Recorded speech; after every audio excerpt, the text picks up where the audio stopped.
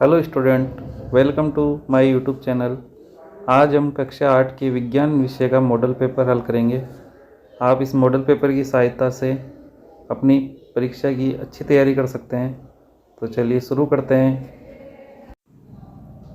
ये आपके सामने कक्षा 8 का विषय विज्ञान का मॉडल प्रश्न पत्र दिया हुआ है। आप देख सकते हैं, इसी तरीके से आप अपनी तैयारी कर सकते हैं। पहला क्वेश्चन देखते हैं।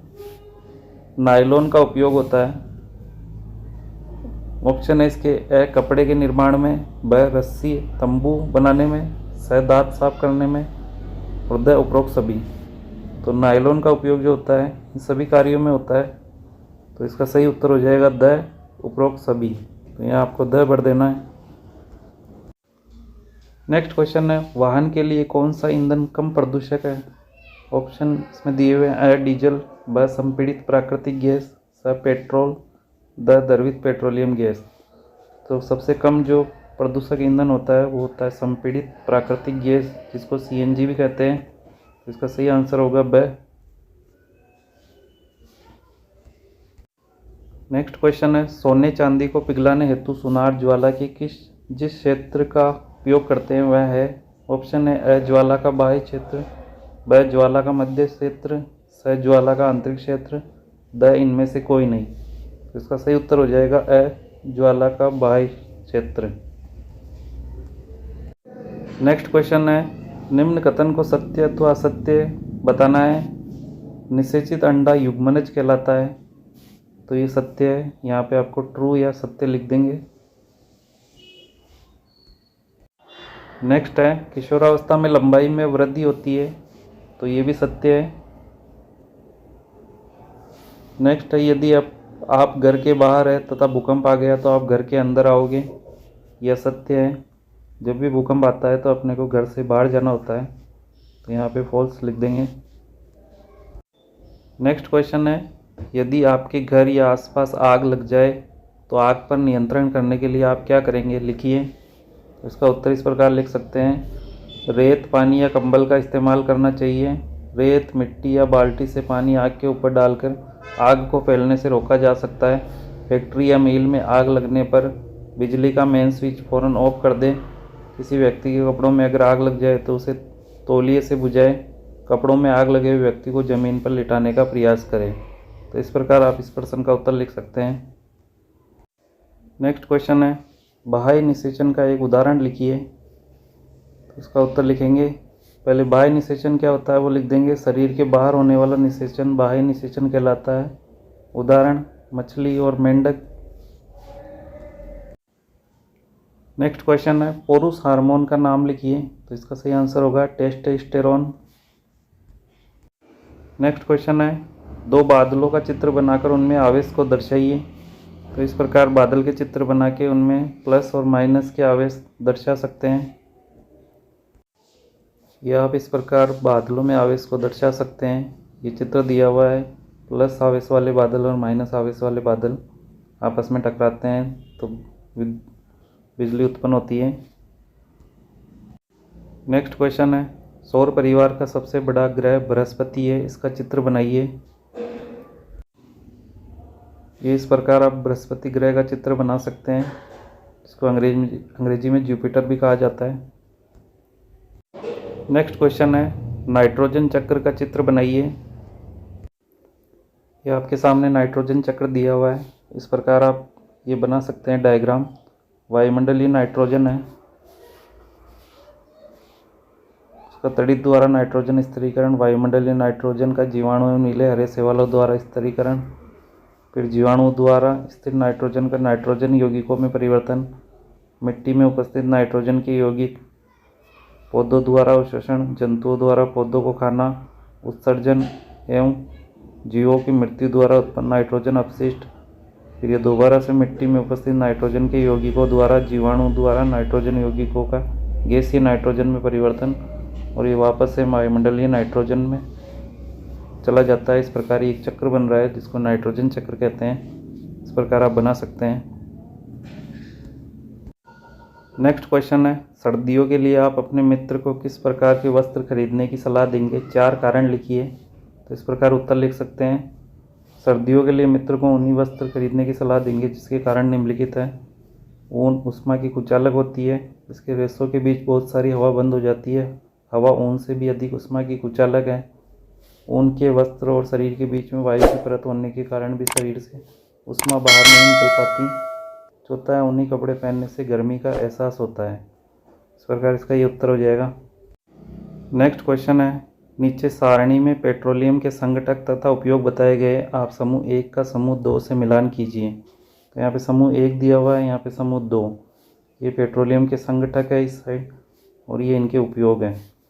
तरवित पेट्रोलियम गैस, जिसको एलपीजी भी कहते हैं, तो ये होती है घरों उद्योगों में ईंधन के रूप में काम में आती है।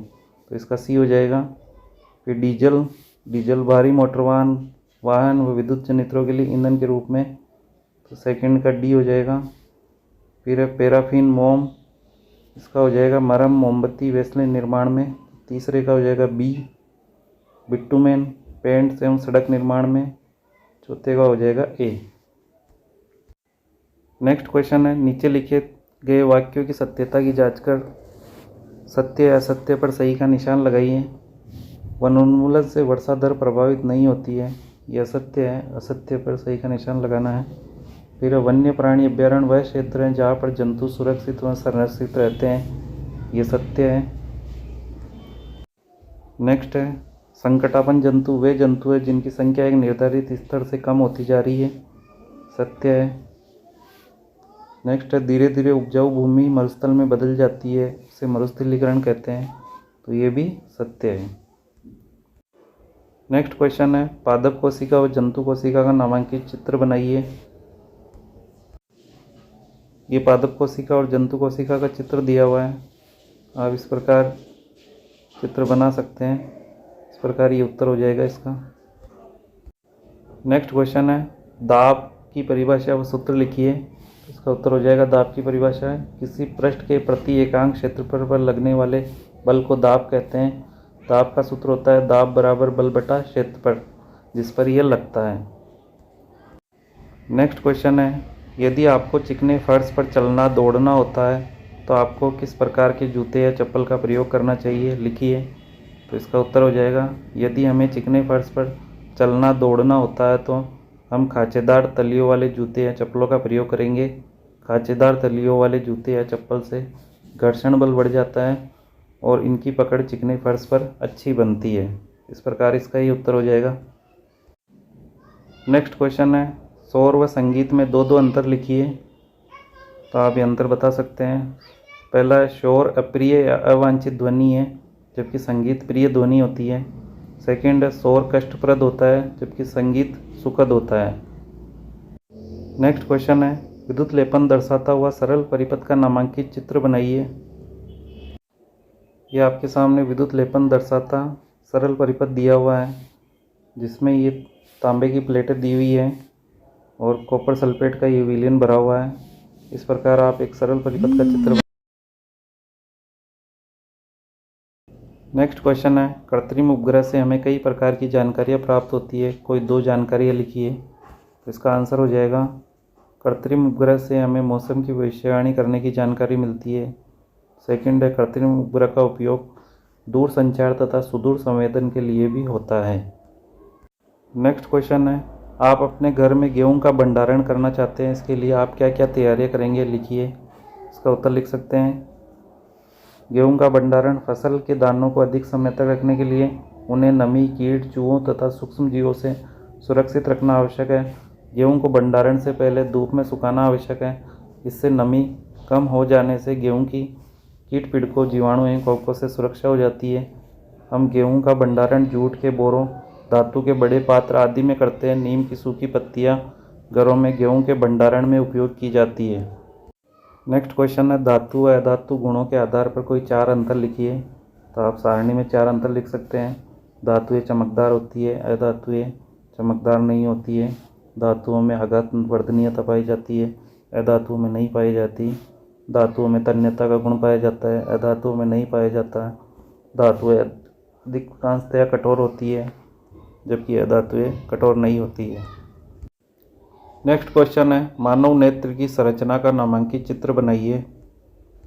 ये मानव नेत्र की संरचना का नामांकित चित्र दिया हुआ है। इस प्रकार आप चित्र बना सकते हैं।